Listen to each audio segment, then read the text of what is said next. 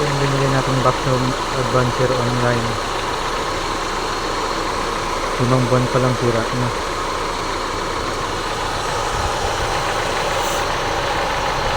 Tagusan na siya. Ito, matagos na yung vacuum dito. Galing dito sa manifold. Kasi umihigop ito siya. Umihigop dito, tapos tumatagos na siya dito. Dapat hindi siya tatagos kasi meron yan ditong diaphragm na parang guma. So dahil tumagos siya, ibig sabihin punit na yung diaphragm niya dito sa loob.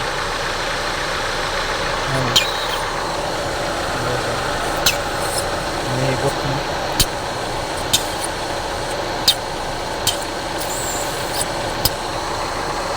Dapat di na hinihigop. Isang indication niya na punit na yung kanyang diaphragm sa loob. Ito yung example ng vacuum advancer na walang sira.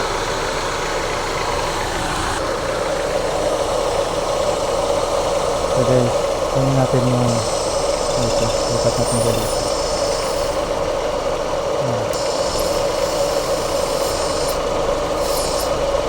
Nakita nyo gumagalaw to.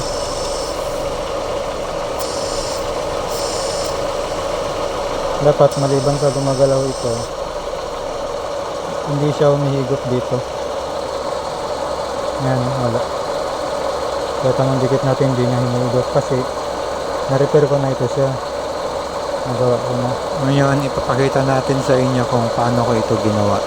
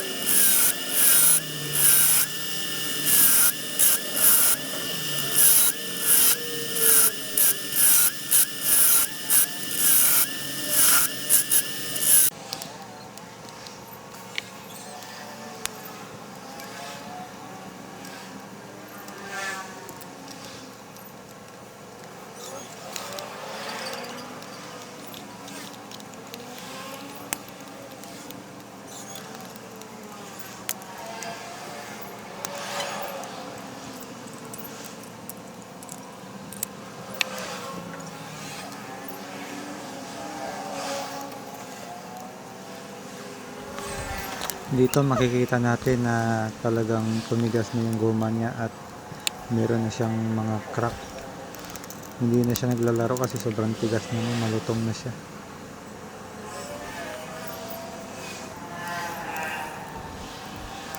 Kaya yan ang papalitan natin ng goma. Gagamit natin goma dyan, interior ng motor.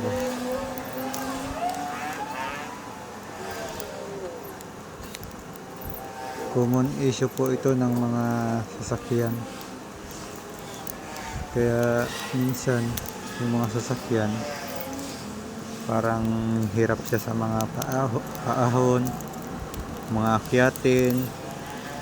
Tapos yung iba naman kadyot. Tapos pag mayroong nakakalso sa gulong na maliit lang na bato, namamatay yung makina pag nag-accelerate. Dahil nga wala nang vacuum advancer, kapag nag-accelerate yung sasakyan, hindi na siya nakakapag-advance, kaya siya namamatay. At saka kung bakit wala siyang power.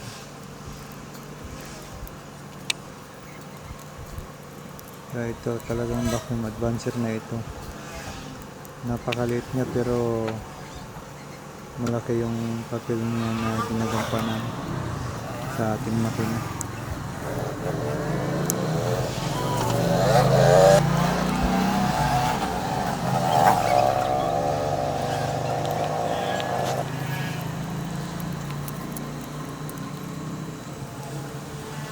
May kamahalan na rin kasi itong vacuum advancer na ito. Nakita ko ito sa Shopee at Lazada. Nasa 1,000 to 1,500 din yung kanyang presyo. Samantalang kung marunong kayo gumawa nito, ang gagastusin nyo lang, bibili lang kayo ng epoxy, halagang 80, yung nasa ano lang siya, tube na maliliit.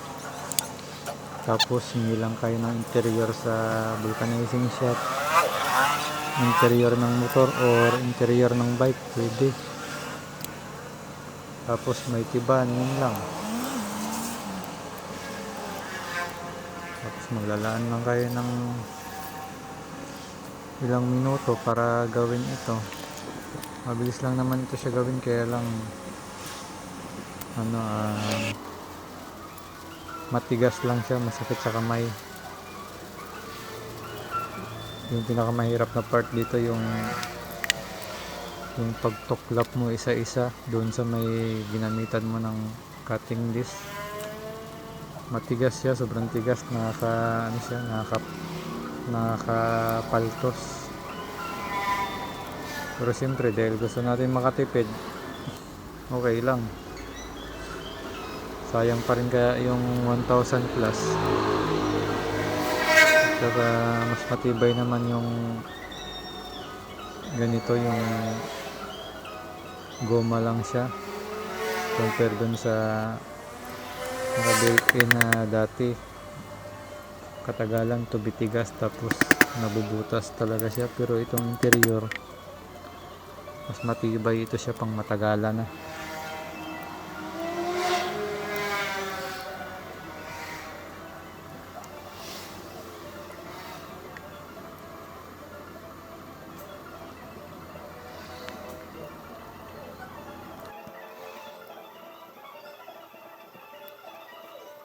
Yung sinasabi kong advance, yun yung advance na pagsabog ng ating air and fuel sa ating combustion chamber. Kaya meron tayong advance at delay sa ating timing. Pag delay yung ating timing, low power, wala siyang hatak, mabagal yung kanyang response, nabidelay siya.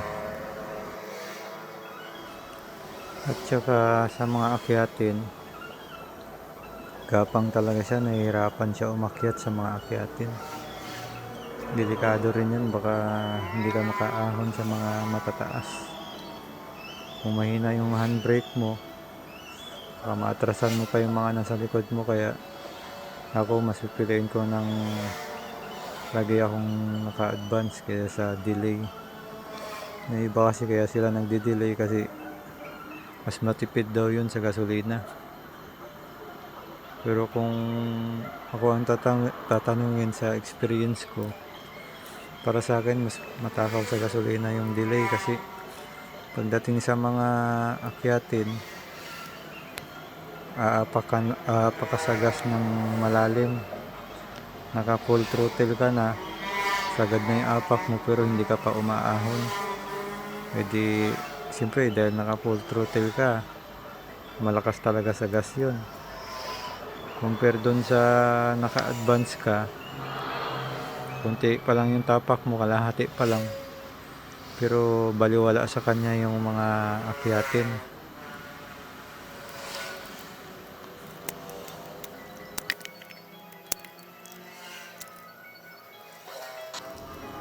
Mamaya pagkatapos natin itong gawin, ipakita ko sa inyo kung paano siya gumagana. Gagamit tayo ng spare na distributor para maipakita natin kung paano siya gumagana sa loob ng distributor habang siya ay humihigop ng manifold at saka ported vacuum.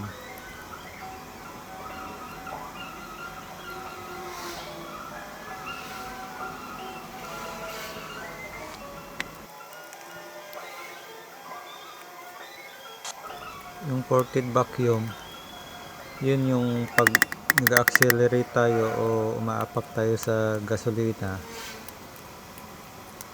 mas lalo niyang hinihila yung arm ng ating vacuum advancer. Pagka manifold pa lang kasi yung gumagana sa kanya, idle pa lang siya, humihila na yung kanyang arm, pero hindi masyado, konti lang. Pero kapag doon sa ported vacuum niya, pag umaapak tayo sa gas pedal or nag-accelerate tayo, mas hinihila niya yung arm ng mas malakas, kaya doon nagkakaroon ng advance at mas malakas na power.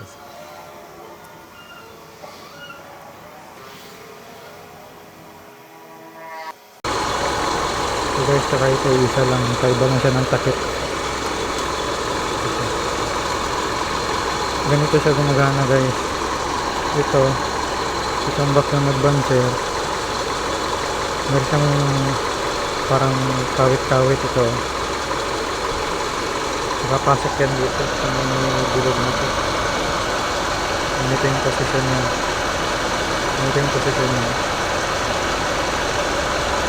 Ayan.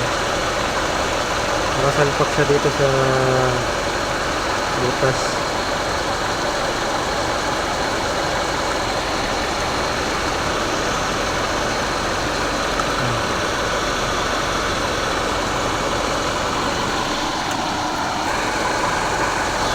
Lagyan natin ng bolt para hindi siya magulo.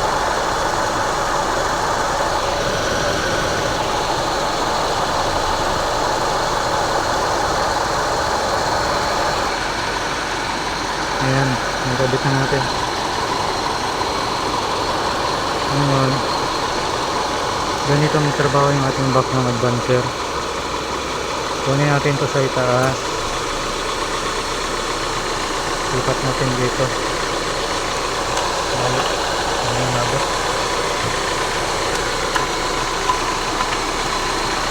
Lipat natin siya dito.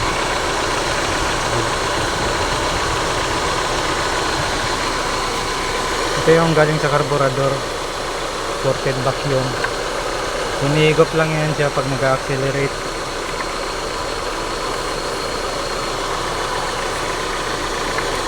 Tapos ito naman yung sa manifold.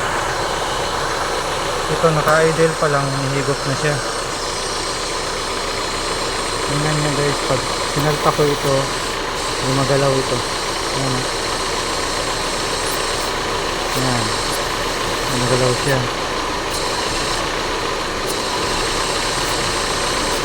Pag gumagalaw ito siya pataas, dun siya nagkakaroon ng advance.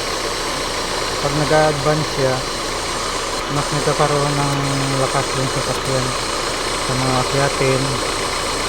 Baliwala lang sa kanya kasi naka-advance siya. Kaya ito, pag hindi ito gumagana, maaaring mahirapan kayo sa mga paahon. Kung hindi, baka mamatayan pa kayo ng makina kasi hirapin siya pag walang vacuum advancer. Kumbaga walang humihila dito. Ayan o, humihila niya kasi ito, umiikot siya pa taas. Ayan, ayan guys o.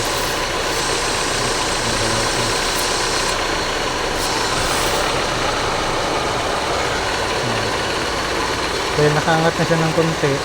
Paglagay natin ito, pag nag-accelerate tayo, mas aangat pa yan siya lalo ng gusto. Ayan o, accelerate ko.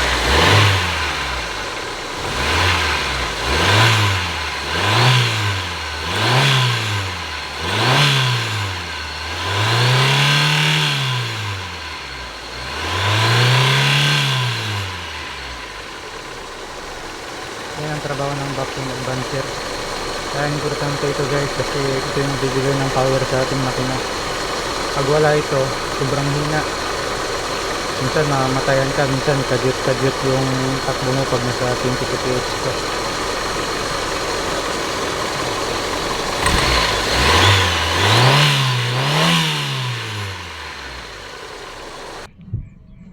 Ngayon guys, tanggalin na natin to. Ito, tanggalin na natin. Ipalit natin to. Kasi ito kahit luma, at least ayos siya. Dalawang nut lang naman ito siya. Hindi lang ito ikabit.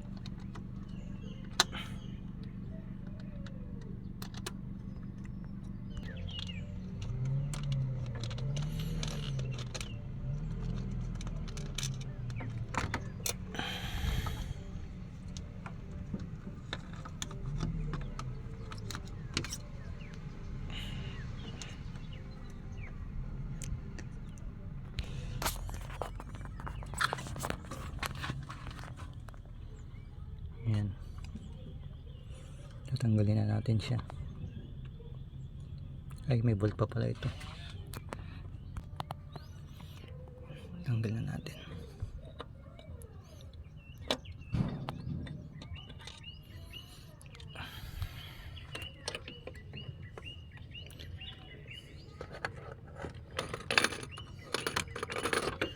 Ito yung papalit natin yung luma.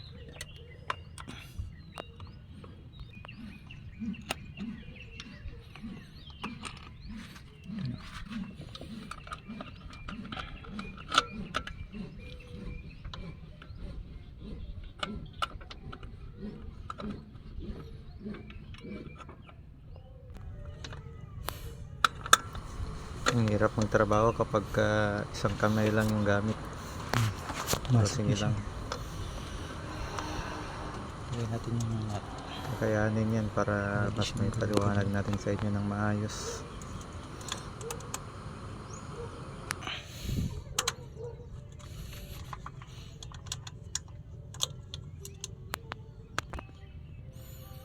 Itong clip niya hindi ko na ibabalik para sa susunod din ako mahirapan magtanggal-tanggal.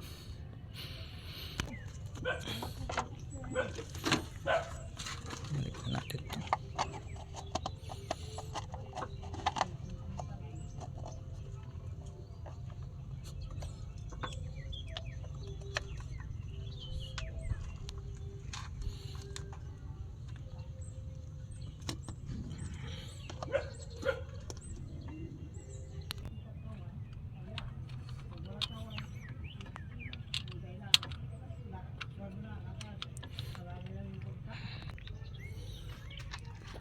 Ayan, testing natin ito yung tinanggal natin kung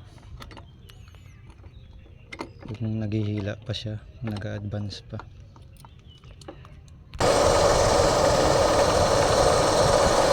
Ito yung tinanggal natin. Testing natin kung gumagana ito talaga. Ayan guys, wala. Hindi siya nag-advance eh. Hindi gumagalaw ito.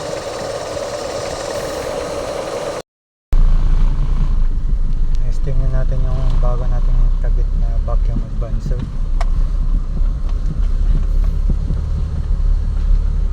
Mas maganda siya. Hindi siya nagkakadyot-kadyot. Ayan, hindi na ako nagtapak sa gas pero hindi pa rin kumakadyot-kadyot.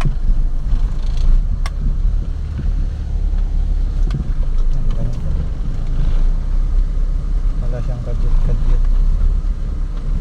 At saka tapak lang sa accelerator.